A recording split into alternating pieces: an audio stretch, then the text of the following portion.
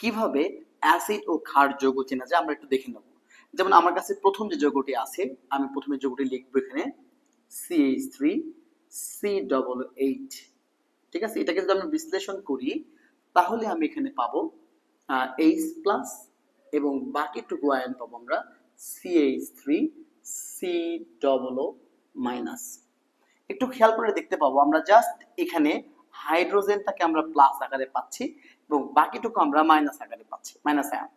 ঠিক একইভাবে আমি যদি এই যৌগটাকে একটু বিশ্লেষণ করি, এটা হচ্ছে ম্যাগনেসিয়াম হাইড্রোক্সাইড, এটাকে যদি আমি বিশ্লেষণ করি তাহলে আমি পাবো যে ব্যাপারটা সেটা হচ্ছে যে Mg2+ এবং আমরা পাবো 2OH-।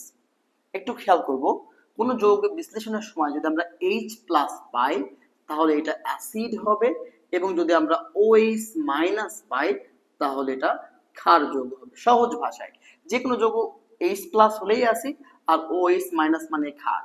যেমন HCl যৌগ, HCl মানে H+, Cl-, তাহলে এটা কি যৌগ? একটা অ্যাসিড যৌগ।